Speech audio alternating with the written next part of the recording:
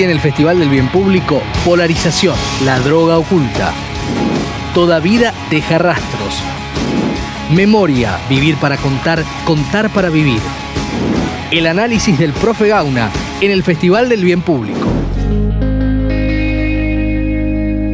Bienvenidos, bienvenidas, este es el Festival del Bien Público, la mejor creatividad del mundo, las mejores ideas para pensar nuestro tiempo. Les digo, el programa de hoy es un programa que nos va a conmover y nos va a reencontrar con la memoria. Pero vamos a partir, como la primera de las propuestas que les vamos a presentar, de algo que tiene que ver con una droga oculta. Hablamos de la polarización y de cómo eso en España llamó la atención, preocupó y generó también las alarmas para crear un spot y traernos un poquito de claridad sobre un tema que nos atraviesa.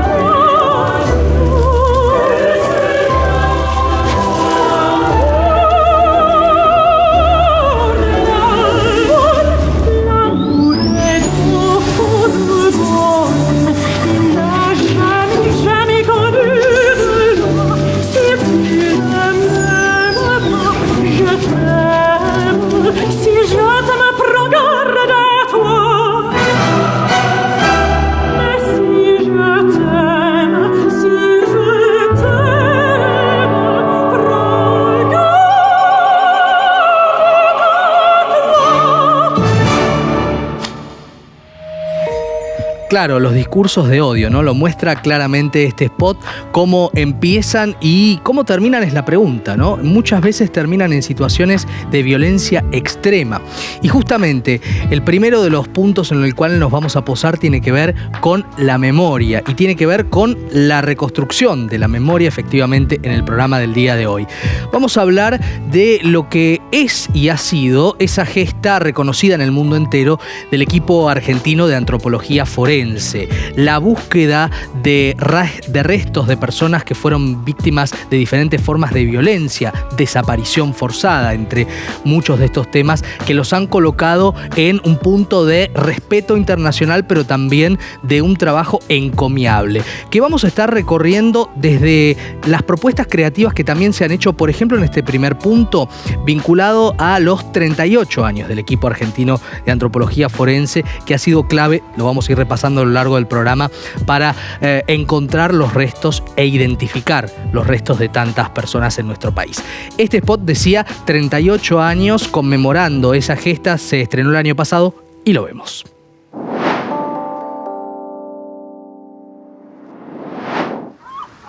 En el principio fue el rastro, un olor, un surco en la tierra, hojas manchadas, un reguero de pisadas en la arena, una huella.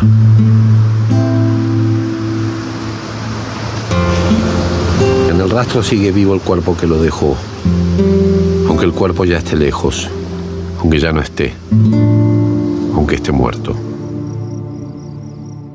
Toda vida deja rastros para quien sabe leerlos. ¿De qué? ¿De quién? ¿De cuántos? ¿De dónde venían? ¿Hacia dónde iban?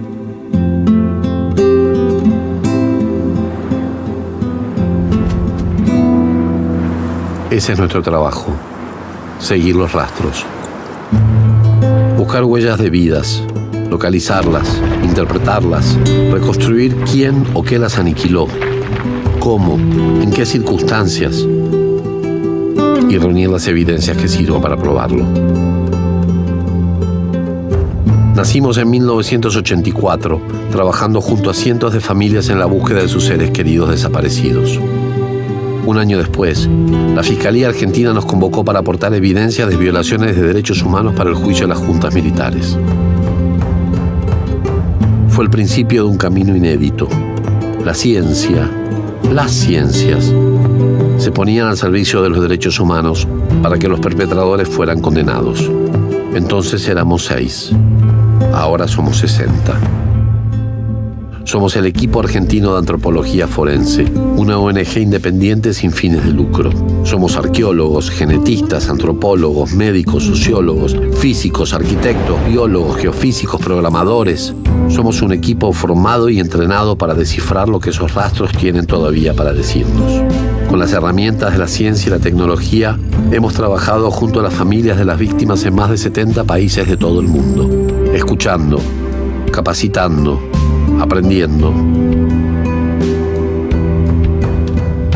No importa lo pequeño que sean esos rastros, lo tenues, lo sutiles, lo frágiles. Nuestra misión es buscarlos, hallarlos, sacar a la luz la vida humana que todavía late en ellos. Vidas que han sido silenciadas por la violencia, la injusticia, la miseria, el crimen, la catástrofe. Vidas que alguna vez tuvieron un nombre, una identidad, una familia, un derecho a existir, y aún lo tienen. Somos el EAF. Llevamos más de 35 años haciendo memoria, reconstruyendo la verdad, restituyendo identidad y contribuyendo a hacer justicia.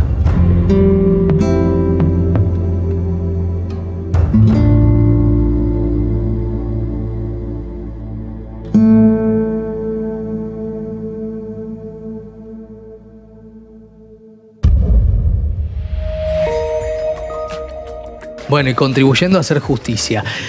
Carlos Rojas Urraco es integrante del equipo argentino de antropología forense. Bienvenido, buenas noches. Hola, buenas noches. Gracias por estar con nosotros.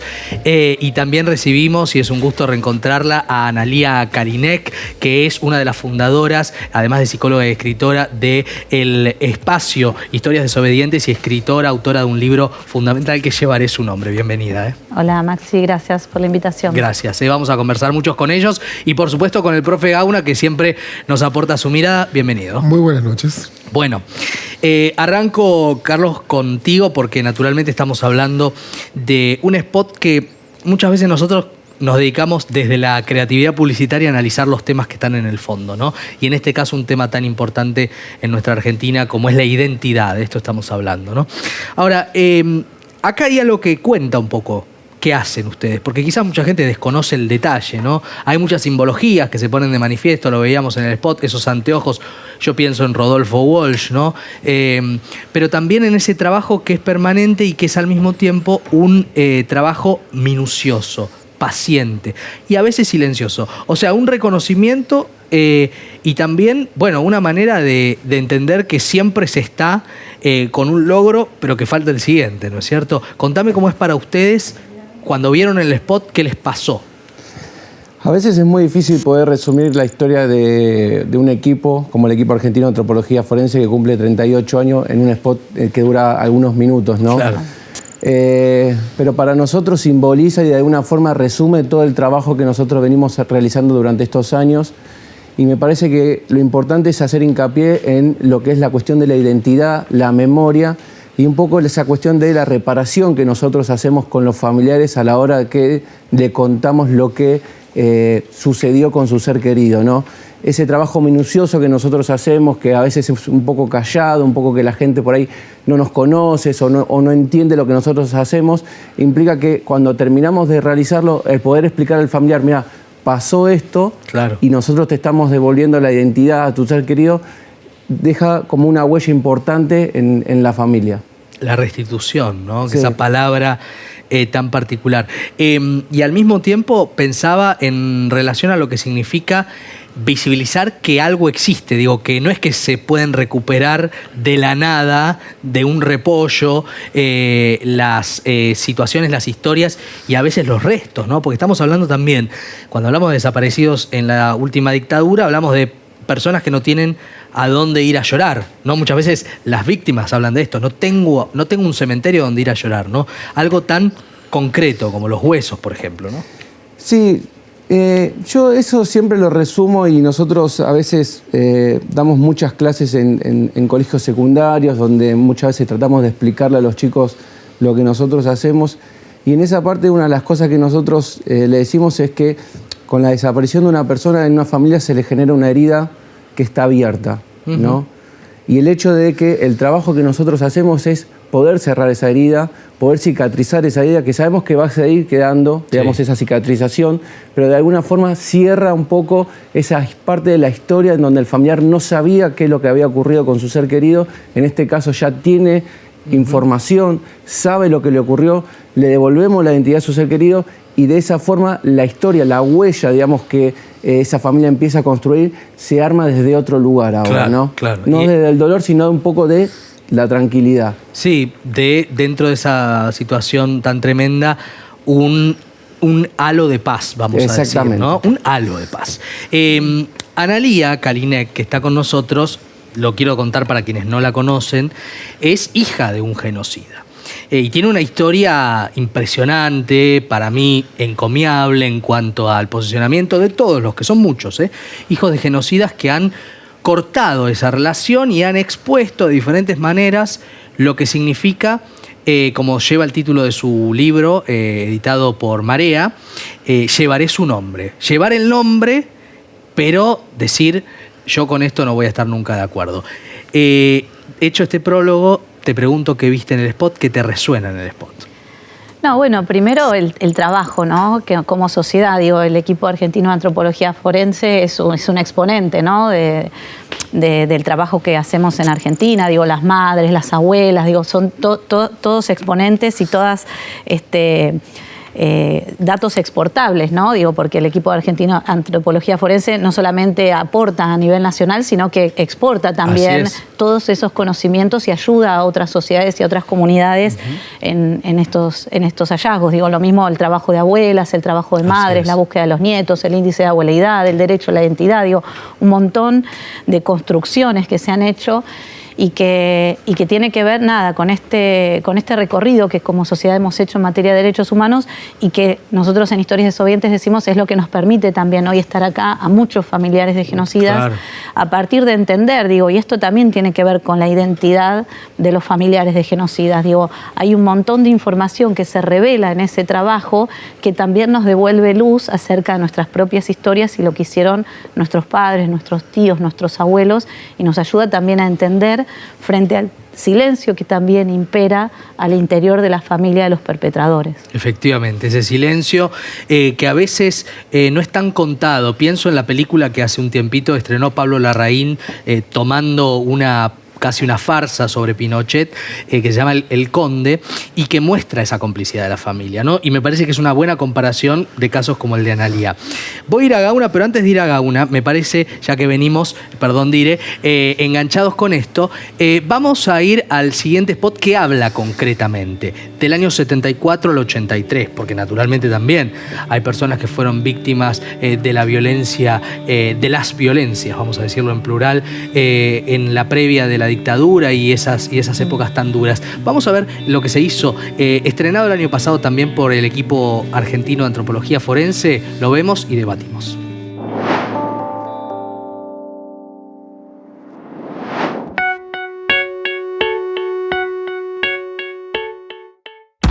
Fue en una foto perdida, una mirada, un segundo.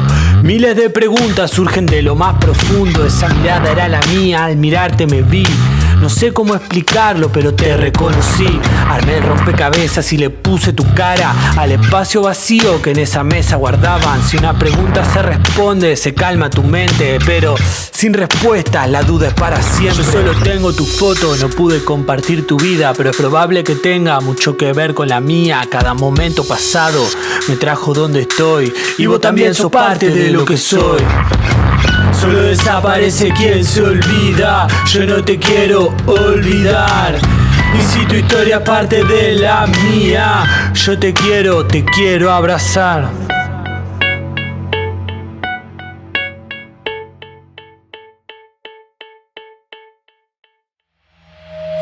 tenés una historia, tenés un derecho, y detrás de ese ritmo de un género muy urbano, ¿no es cierto?, está una revelación quizás para muchos a través de la música. Pienso en estas estrategias, porque en definitiva lo que pensamos en este programa es cómo comunicar lo que incluso en tiempos como los actuales se trata de no comunicar, que es lo que ha pasado, por ejemplo, en la historia argentina, lamentablemente no solo en la Argentina. Gauna. Qué importante entender que la vida es una pregunta. Sabes que en términos narrativos... Qué bien lo que dijiste. Es que la bien, vida, arrancaste filosófico. Es que la vida es una pregunta. Cuando alguien nace, cuando un niño nace, vos decís, bueno, ¿qué será de él? Cuando alguien desaparece, la pregunta quedó abierta. ¿Qué fue? Y entonces es eso que precisa ser contestado. Sí. Entonces ahí hace falta una presencia de todos los que estamos acá para de alguna manera intentar dar una respuesta. Y eso no es una responsabilidad solamente de una ONG o del Estado, es de toda la sociedad. Sí, claro. Entender que la vida te invita al futuro. Cuando alguien desaparece, ese futuro quedó ahí como congelado y entonces precisa un quiebre, ¿sí?, simbólicamente, para poder reconstruir la historia de ese pasado. Y de alguna manera que ahí nosotros podamos representarnos y ver qué lugar ocupamos, cuál es nuestra coordenada. Sí. Si no está eso, lo que hay es como una especie de desazón, de desatino, de no saber quién soy y quiénes somos todos. Exacto. Muy interesante. Carlos, ¿qué pensás de esto? Mira, este spot estaba un poco relacionado a las nuevas generaciones, ¿no? Claro, se nota.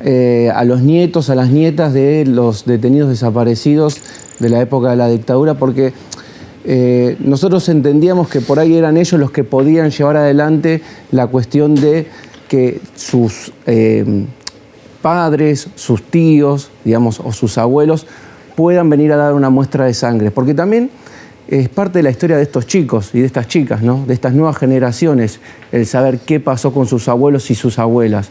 Entonces, en ese sentido, el spot estuvo guiado directamente a ellos, fue un mensaje directamente a las nuevas generaciones. ¿Y cómo impactó en ellos? El impacto fue muy bueno. A nosotros nos pasó que el año pasado, cuando se hizo la Noche de los Museos en la ex ESMA, sí, vino la nieta de un desaparecido acompañado con su papá, y mientras estaban ahí conversando y estaban haciendo las visitas, vio que estaba el staff de LEAF y se acercaron, y el padre de esta chica, o sea, el hijo de la persona desaparecida, dio una muestra de sangre que hasta ese momento nunca había dado muestra. Y digamos, eso fue un impulso que hizo la nieta del desaparecido, ¿no? Y para nosotros eso fue súper importante. Es un triunfo, ¿eh? Sí. Y además también cómo a veces la accesibilidad, la cercanía de poder donar sangre para que se pueda trabajar y tener los elementos que necesitan los profesionales esté a la mano, ¿no? Ahí también estos efectos contagios importantes. ¿Cómo te resuena, Analía Kalinek? Esto me pregunto, a ver. Y mira, no pude dejar de pensar en lo que nos pasa en el colectivo con los nietos de los genocidas y las nietas de los genocidas que se están acercando muy fuertemente en este último tiempo. Claro. Y comparaba, o sea, más allá de las diferencias que son abismales, pero el último 24 de marzo, Ramiro, que es uno de los nietos desobedientes que se acerca, vino con su mamá, que es hija de un genocida, ¿no? Entonces, sí, como también el trabajo, ¿no?, con las nuevas generaciones permite hacer pregunta a las segundas generaciones, claro, que a veces por una cercanía afectiva o por un mandato de silencio que impera muy fuerte y que opera también a nivel social y a nivel intrafamiliar, esto no lo permite. Bueno, y vuelvo a esto, ¿no?, el trabajo enorme de construcción de la memoria, que es colectivo, y cómo los distintos actores podemos ir aportando a eso, ¿no?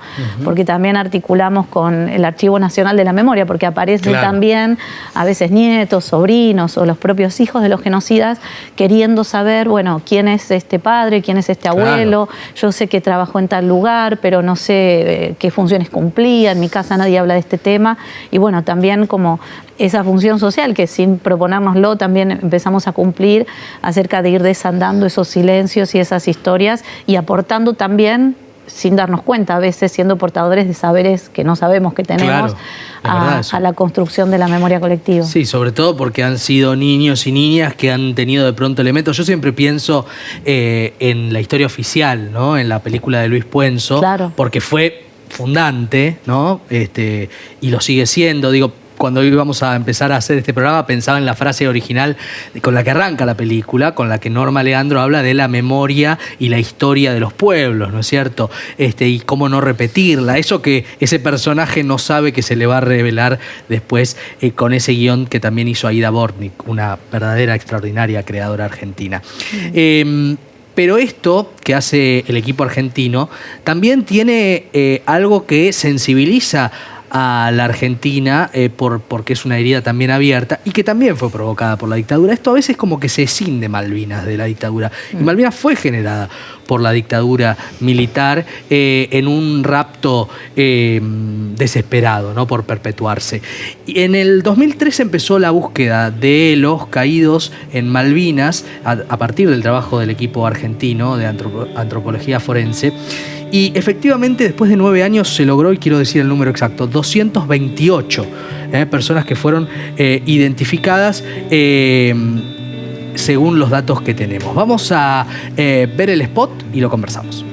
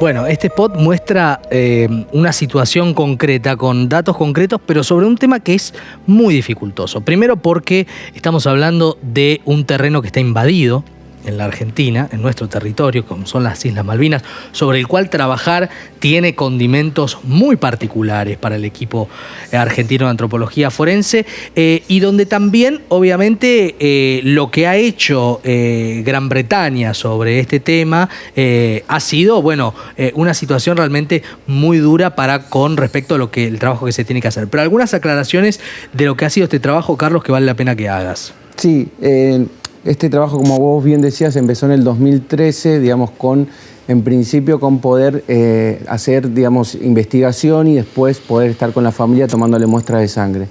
Nosotros sabíamos que en el cementerio de Darwin había 121 tumbas que tenían la leyenda soldado argentino solo conocido por Dios, y en todos estos años de trabajo hemos encontrado dentro de esas 121 tumbas 122 personas que no estaban identificadas, de las cuales hoy hay 117, las cuales ya tienen su nombre y su apellido, y que en el cementerio de Darwin ya las placas se modificaron. Exacto. Y tienen el nombre y el apellido de las personas identificadas. Sí, ahí hubo incluso colaboración de algunos privados que ayudaron a hacer un cementerio donde, como decíamos antes, hay un lugar donde ir a por lo menos saber dónde está uno de esos héroes de Malvinas. Que, digo, estamos hablando de ayer, 2013, ¿no? Digo, la guerra terminó con la propia dictadura prácticamente. Digo, muchas heridas siguen abiertas y la guerra en muchas personas sigue. Esto es algo que también hay que decirlo. Pero pasó mucho tiempo hasta que pudieron hacerlo, ¿no es cierto? Sí, eso en parte tiene que ver un poco con las negociaciones que se llevaron adelante entre ambos gobiernos para que se puedan realizar el trabajo. En el mientras tanto, nosotros pudimos charlar con las familias, pudimos contarles un poco de qué se trataba el proyecto, pudimos tomarle una muestra de sangre, y al principio no sabíamos si íbamos a poder hacer el trabajo en las islas o no, hasta que después de estas negociaciones se logró. Y bueno, el primer viaje a las islas que hicieron los familiares fue en el 2018, el segundo fue en el 2019 y este año ya hay un tercer viaje en donde los familiares, bueno, se pueden acercar a las tumbas que hoy por hoy, como te digo, tienen el nombre y el apellido de su ser querido, porque cuando ellos viajaron en los primeros viajes que hicieron a Malvinas, no tuvieron esa posibilidad. Entonces, volvemos a la cuestión de la importancia que tiene la identidad y la importancia que tiene para una familia poder cerrar ciertas heridas, ¿no? Como es el tema, en este caso, de poder llorar a su ser querido. Sí, y también pensaba que, Analía, para vos esto debe resonarte. Nombrar es muy importante, poder nombrar, poder decir es acá, es aquí, ¿no? En relación a lo que significa la negación, ¿no? De la verdad en relación a la identidad. Sí, justo estaba pensando también en eso, ¿no? Digo, este trabajo tan artesanal, de tanta constancia, de tanta perseverancia, de tanta búsqueda, de esto de los rastros, de ir generando, ¿no? El contenido frente al silencio y al negacionismo, ¿no? Digo, de personas como mi papá, que siguen vivas, que tienen información sensible, que podrían estar aportando, que eligen seguir guardando silencio, ¿no? Esto me parece que a 40 años ininterrumpidos de democracia, donde ya no queda dudas acerca de lo que pasó durante esos años, que tenemos los testimonios de sobrevivientes, tenemos la reconstrucción de los hechos, tenemos el trabajo del equipo argentino de antropología forense, que también da datos concretos, indiscutibles. Bueno, hay referentes incluso políticos que siguen negando, ¿no? Lo que pasó y siguen, o personas como mi papá que siguen eligen seguir guardando silencio a costa del daño, ya de una sociedad entera, ¿no? Porque el nivel de conciencia social y de consenso en relación a esto, me parece que es ejemplar y esperanzador también a mi criterio en cuanto a lo que pudimos hacer como argentinos y como argentinas. Gauna, nombrar es importantísimo porque así existimos. Si no, todo es posibilidad, pero cuando uno nombra, ese pensamiento lo que se hace es expresión y para el otro es realidad. Peirce diría que todo es posibilidad, pero después, para que sea realidad, necesita de alguna manera ser concatenado con todos los otros signos, con todo lo otro que nos constituye, con todas las otras narrativas, con la historia. Muy importante. Y además me nombró un autor de la universidad, me hizo acordar, ¿no es cierto? Está bien. Lo digo yo nada más. Está muy bien. Carlos, agradecerte en primer lugar que hayas venido y segundo, saludar en voz a todos los integrantes del equipo. Muchísimas gracias. Muchas gracias por la invitación. Sé que lo digo por muchos de los que están mirando, ¿no? También. Y de los que no están mirando, pero están mirando desde otro lugar. Bien.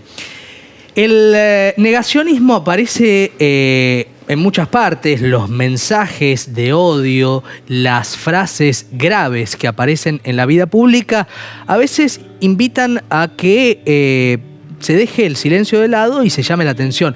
Aparece incluso en ámbitos impensados, como por ejemplo en el tenis, porque Zverev, el tenista alemán Zverev, tuvo que frenar un partido de tenis recientemente ante un comentario antisemita en favor del nazismo concretamente. Esto fue viral y esto también es una forma de, concientizar, ¿por qué no hacer bien público? Mirá.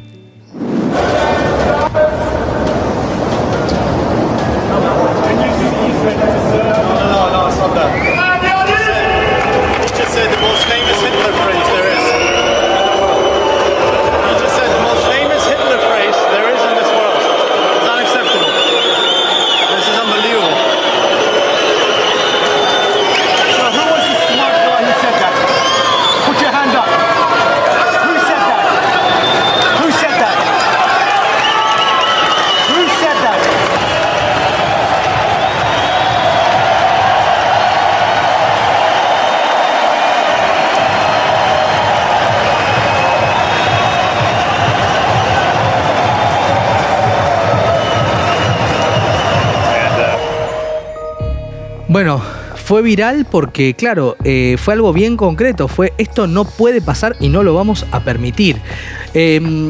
Es uno de los virales, ¿no?, que vamos a compartir. El otro me parece que es un hallazgo. Vamos a ver si ustedes lo piensan de la misma manera, porque a veces para llegar a las nuevas generaciones hay que usar las herramientas y los lenguajes de las nuevas generaciones. Fíjense lo que se llama Eva Stories, historias de Instagram, una identidad en Instagram para retrotraernos a la historia de Eva Heinemann, que fue una adolescente judía nacida en Hungría en el año 31, que fue víctima del Holocausto. desde Instagram se recreó su historia, los últimos 3 meses de su vida antes de su trágica muerte, para que llegue a los pibes y a las pibas. Míralo.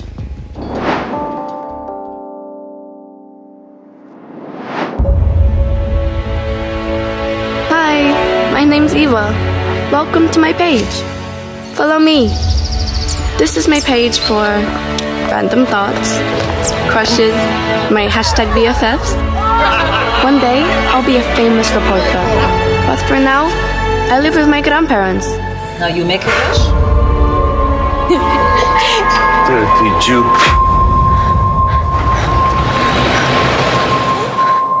Hitler conquered us. Like that. We have to go back immediately. Jews can no longer own businesses.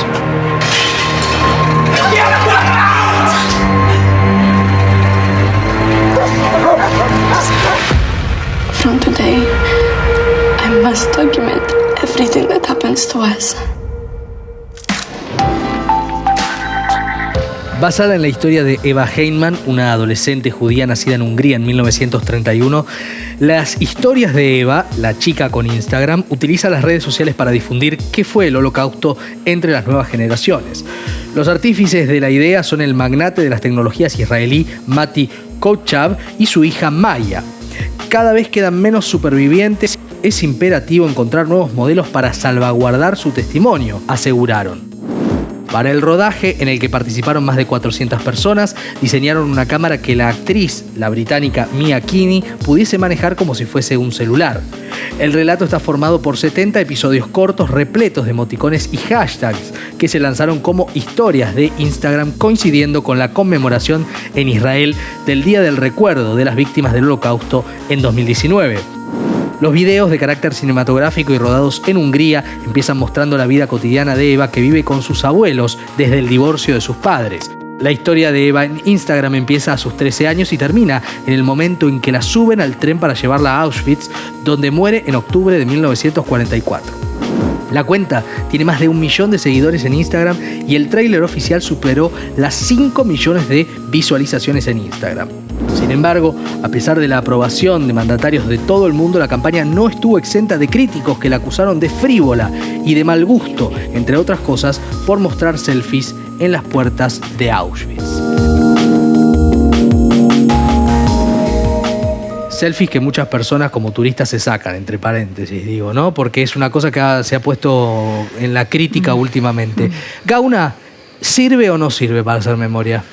Para mí sí, sirve, y te explico por qué también. Hay algo de lo estético, no lo estético como belleza, sino lo estético como lo cultural que nos constituye. Sí. Y acá aparece algo. Nosotros entendemos nuestra historia a partir de formas tecnológicas, con formas de comunicación asociadas a estas tecnologías. Sí. Y el modo selfie, la estética selfie, la estética de los medios de autocomunicación, son las que constituyen a las nuevas generaciones. Son los modos de entenderse y reconocerse. Y este segundo viral nos lleva directamente a la segunda temática, que es la memoria, prima hermana de la identidad, ¿no es cierto? Estamos hablando de algo que dialoga en este programa y reverbera. Y vamos a meternos con algo que se hizo en Brasil, Es interesante porque estamos en lo regional y en muchos de nuestros países hermanos también el tema de las situaciones de crímenes de odio, de dictadura y del Holocausto también tienen testimonios que van hacia el pasado y el presente. ¿Por qué digo esto? Lo vas a descubrir ahora.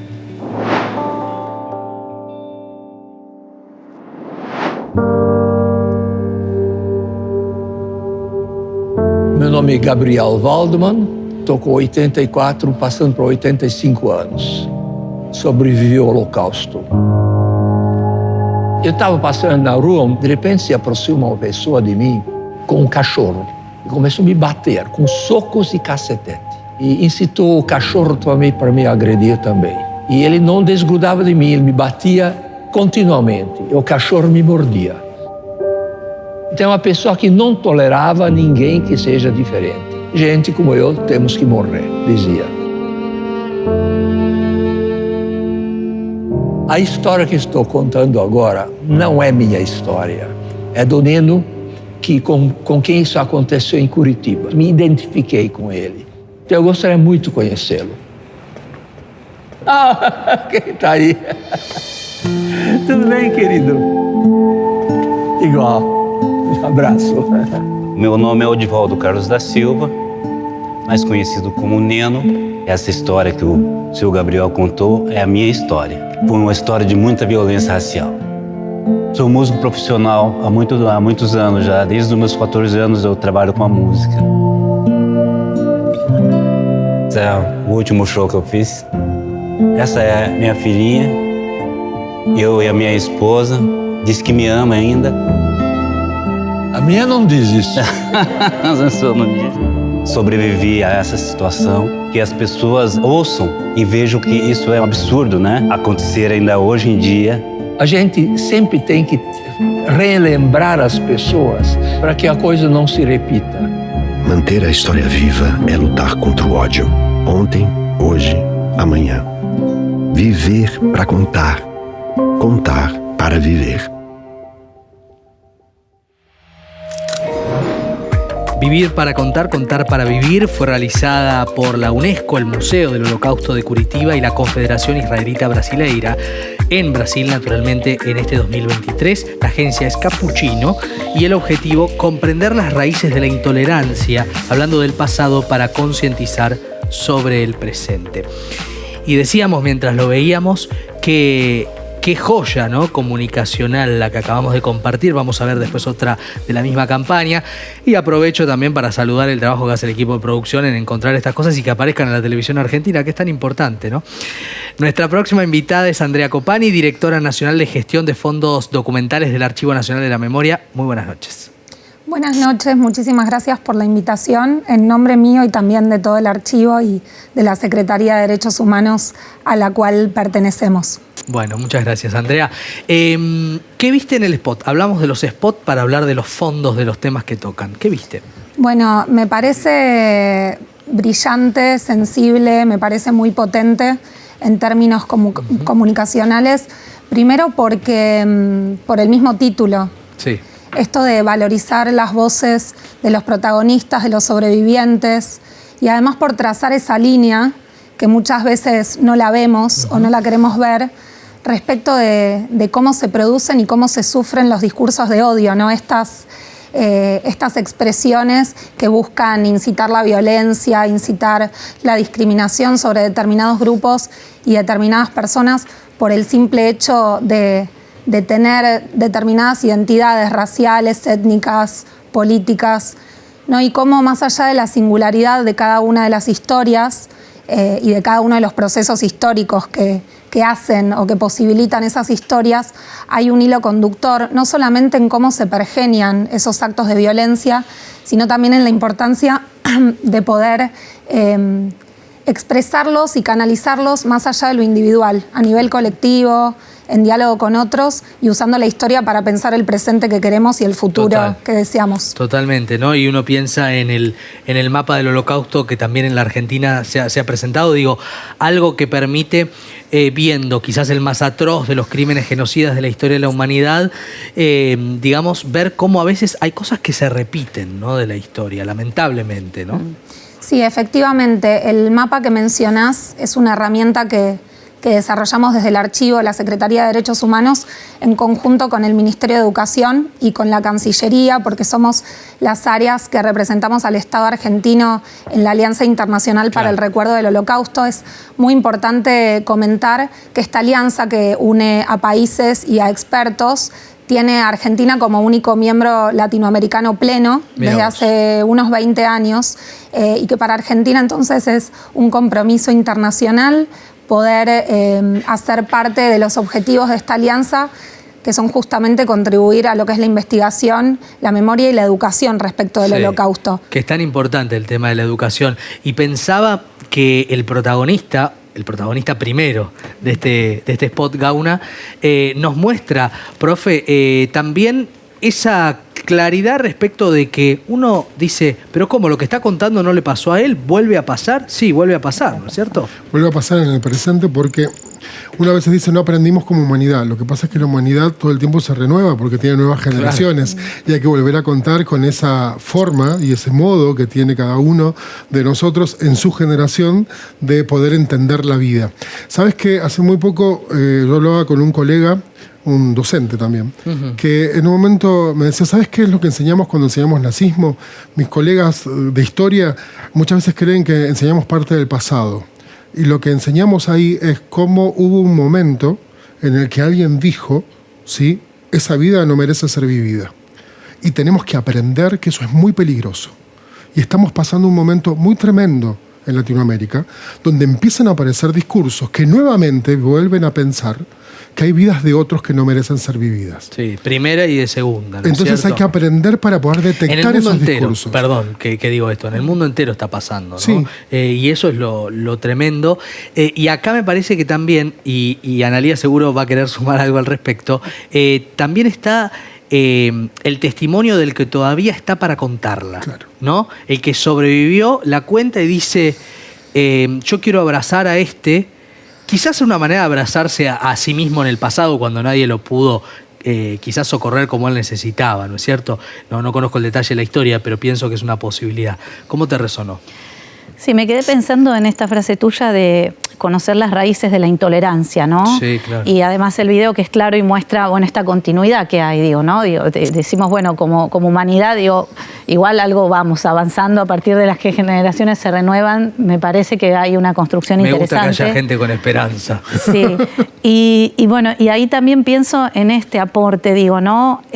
De conocer las raíces de la intolerancia y qué mejor que ir a la fuente misma de esa intolerancia, ¿no? Claro, digo, me parece que ahí los familiares de los genocidas tenemos mucho para aportar acerca de cómo se van reproduciendo estas lógicas de pensamiento, ¿no? Que son estas lógicas de que hay que eliminar al que piensa diferente, sí, estas lógicas conservadoras, estas lógicas fuertemente patriarcales, verticalistas, de obediencia al padre, ¿no? En la estructura más amplia. Entonces me parece ahí interesante ver, bueno, qué mecanismos podemos hacer como sociedad, cómo podemos ir democratizando también, ¿no? Esos espacios, sí, que no tienen nada de democrático y sí mucho de obediencia ciega todavía. Sí. Ahí parecería que la democracia funciona como esa vieja parábola que citaba Galeano de la utopía, que si la democracia no avanza, ¿no? Va para atrás. Ya seguimos charlando porque tenemos otro spot de esta misma campaña de Brasil que vale la pena poner en el aire, vale la pena vislumbrar y conversar a continuación.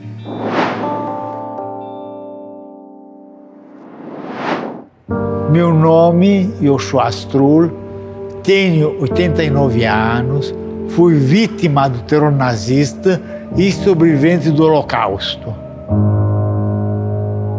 Estava voltando da farmácia para casa, fui cercado por pessoas bem mais fortes que eu e começaram a me xingar e bater, me quebraram o nariz e eu, como era miúdo, desvinculei dele e corri. Multidão de gente em volta de mim não levantou um dedo para me defender. Por alguma razão, a minha existência incomodava muito eles. Esta história não é minha. Aconteceu com André. Ele apanhou, fui xingado, fui maltratado. Ele está aí, pessoa? Vou abraçar ele. Vou dar um abraço que eu estou me identificando muito com ele. Meu nome é André Balieira, tenho 38 anos, trabalho no Tribunal de Justiça de São Paulo, sou gay e eu que sobrevivi a essa história contada pelo seu Joshua de espancamento em razão da minha sexualidade. A gente não escolhe a nossa orientação sexual, a gente escolhe viver ela. A gente escolhe viver de forma genuína. Perfeito. A memória precisa ser contada e recontada, disseminada, para que não aconteça o que aconteceu com o seu Joshua e que não aconteça o que acontece hoje em dia com as pessoas nunca mais que são minorizadas por alguma questão. A minha história, cada vez que eu conto, me dói demais. Lembrar, recordar sempre, esquecer jamais. Manter a história viva é lutar contra o ódio. Ontem, hoje, amanhã. Viver para contar. Contar para viver. Interesante, ¿no? Cómo se da este diálogo de cuestiones que se repiten y a la vez este concepto de vivir para contar, contar para vivir, ¿no? Como una dialéctica permanente. A ver qué pensamos. Yo estaba pensando en relación a los dos spots pensados en conjunto, dos cuestiones centrales que nos dicen, que nos transmiten o que pueden ayudar a transmitir. En primer lugar, esta vinculación entre los discursos de odio y el achicamiento de los derechos, ¿no? Cómo estos discursos siempre se expresan para restringir derechos que son derechos conquistados, adquiridos históricamente, conflictivamente, y justamente en oposición a esa ampliación o en oposición a la existencia misma de los derechos, como vemos acá en la última historia en particular, pero que lo vemos creo que en todos los ejemplos más palpables de discursos de odio. Así que eso, una primera reflexión que me surge al ver este spot. Y en segundo lugar también creo que nos enfrentan a la pregunta de cómo hacer como sociedad o desde la educación o desde las instituciones públicas para poder contrarrestar los efectos de estos discursos, sobre todo, que son muy dañinos, que son violentos y que afectan no solamente a sus víctimas o a sus destinatarios y destinatarias directos y directas, sino a la sociedad en su conjunto. Y que esa respuesta no es unívoca, que se necesitan... muy compleja. Incluso requiere también una estructura de entender que hay que hablar de los discursos y no de quien los pronuncia a veces para hacerlo crecer. Esto es un tema que está muy presente. Pero completa, sí. No, y que en ese sentido que hay una multiplicidad de acciones que es necesario desplegar. Creo que la comunicación es una de ellas, es muy importante, que este tipo de materiales son muy, muy fuertes y muy directos para poder hacer llegar lo que implican los discursos de odio y esta transversalidad que nos atraviesa. Bien. Y además otro conjunto de políticas, las políticas pedagógicas, los instrumentos legislativos también, que son punto de una discusión muy fuerte en relación a si hay que legislar, si hay que penalizar o no estos discursos, si hay que crear normas nuevas o utilizar las que ya tenemos. Y creo que un poco una conclusión preliminar, ya que creo que nadie tiene la respuesta única, unívoca a estas problemáticas, es que es necesario utilizar todo el repertorio de herramientas que tenemos como sociedad para visibilizar y enfrentar lo que estos discursos significan. Sí, y creo que un punto, a ver, Analía, si vos coincidís conmigo, un punto importante es no solamente explicarlo racionalmente, sino apelar a la emoción, que es en lo que acierta esta propuesta, ¿no? Sí, bueno, a mí me pasa cuando escribo que me surge también cierta emocionalidad y después lo veo en las devoluciones que tengo, que hay como otro impacto, ¿no? Frente a la transmisión, digo, apelar a las emociones es esto, ¿no? Enseñar con la palabra, pero principalmente con el corazón, ¿no? Me parece que es ahí donde la enseñanza puede tener más pregnancia. Y es eso, ¿no? Poder encontrarme en mi propia historia, poder encontrarnos en nuestra propia historia y en todo lo que implica también la historia de un país que nos va atravesando y reconocer eso, ¿no? Que el nombre es mío, es de mi papá también. Hay una parte en que nos encuentra, pero hay una parte donde yo también necesito diferenciarme, ¿no? Y lo resignificás, que es lo más interesante. Sin negar que es mi historia, ¿no? Decir, bueno, yo soy esta historia, este es mi papá, y a partir de reconocer que mi papá es todo esto que la sociedad me ayudó a entender que era, yo puedo decir, bueno, tomo distancia porque no estoy de acuerdo. Qué admirable, ¿no? Gracias, Analía Kalinek. No, gracias a vos, Maxi. Siempre un gusto charlar con vos. Llevaré su nombre, Marea, léanlo. Gracias, Andrea, también, Muchísimas gracias. Muchas gracias a ustedes, un placer. Vamos a hacer nosotros una pausa y después de la pausa Gauna tendrá que mantener este nivel que venimos sosteniendo de creatividad, de invitados y de frases interesantes para quedarnos con el análisis en profundidad que hace de un spot. Pausa y volvemos.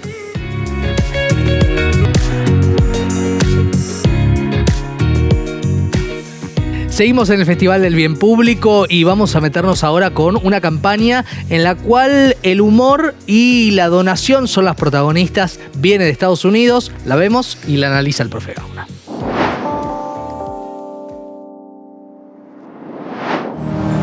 This is a story about Coleman Sweeney. Coleman, in short, was an asshole. Everyone in his small town knew it. It wasn't that he tried particularly hard to be unpleasant. It just seemed to come naturally to him. Coleman felt like the whole world owed him something,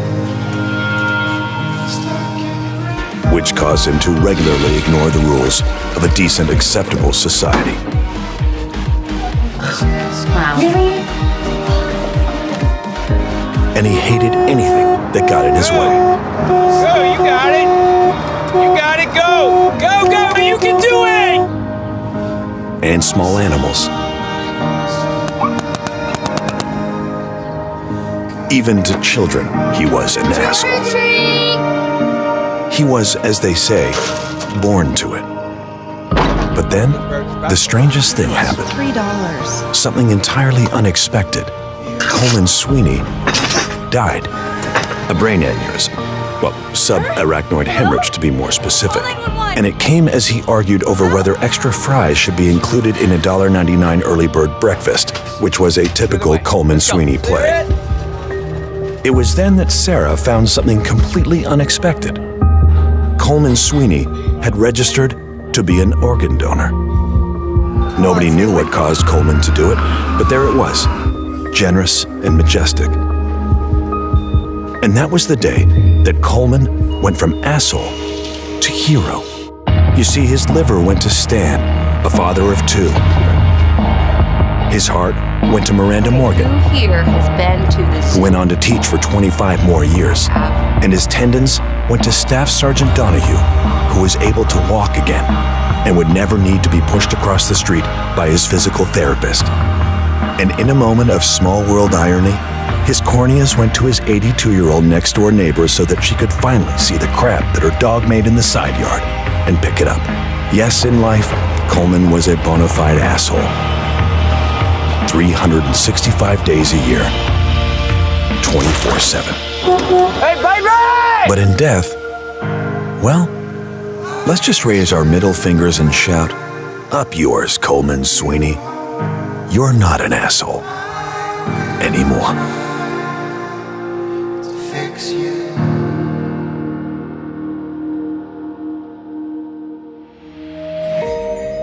Bueno, el idiota más grande del mundo. Gauna, a ver qué analizamos de esto. ¿Sabes qué? Me llevó a pensar en cómo construimos narrativa por opuestos. Uno podría detectar acá claramente que hay toda una primera parte del spot, esta que estamos viendo ahí medio de fondo, donde tenemos acciones concretas del Coleman vivo, pero que también es algo así como el idiota o el mal tipo, el indeseable, que tiene esas características, digamos, que hace esto, es obsceno, es desconsiderado, es ladrón, es agresivo, es bravucón, es ventajero. Y eso está todo concatenado y lo ves en acción, hasta que aparece algo. Aparece una credencial. Se descompone, está cercano a la muerte, pero aparece una credencial. Y esa credencial resignifica todo. Y en ese cambio aparece la antítesis, claro, el antes y el después del proceso, con un hecho muy simbólico. Esa credencial dice, es donador. Él es donante. ¿Sí? Y ahí se empieza a construir un nuevo paradigma. Exacto. Un nuevo campo semántico que está lleno de un montón de otros significados, que en este caso es, a partir de la credencial, le entrega en silencio, porque no le contó a nadie. Hizo el bien sin contarle a los demás, sin hacer alarde de eso. La otra es ese hígado que llega de alguna persona, un personal de salud, ese corazón que llega a una docente y permite dar clases durante 25 años más, cuenta la historia, ¿sí? Sus tendones que sostienen a un incapaz que ahora puede seguir con su vida caminando. Entonces, aparece algo acá, que es, se construye un héroe. Y un héroe que era impensable. La muerte, ¿sí?, termina siendo el campo semántico del héroe que tomó vida. Exactamente. A mí me parece como una linda historia clásica, es una estructura clásica de opuestos antitéticos. Sí. Esto es una historia que antecede lo malo y de repente un acto de reivindicación y de remisión donde somos todos más buenos. Totalmente. Y donde está al alcance de la mano, muy al alcance de la mano, serlo, porque el dato es que el 95% de los estadounidenses está a favor, pero solo el 52% está registrado. Por eso hacen esta campaña, ¿no es cierto? Es tan importante el tema de poner en el tapete que yo puedo tener la buena voluntad y decirlo, pero tengo que estar registrado. Claro. Y allá y acá pasa igual. En la Argentina es necesario que aquel que es donante lo pueda manifestar para que nada frene esa situación, si es que se da la oportunidad de poder dar más vida. Incluso luego de algo tan importante como la ley Justina, ¿no? Es decir, cuanto más claro sea todo, mejor. Profe, ¿algo más? No importa qué tan idiotas seamos, podemos llegar a seguir mucho más después de esta vida, dando vida. Muy bien. Gracias, profe. Por favor, gracias a vos. A ustedes, muchas gracias por habernos acompañado. La próxima semana hay más en el Festival del Bien Público.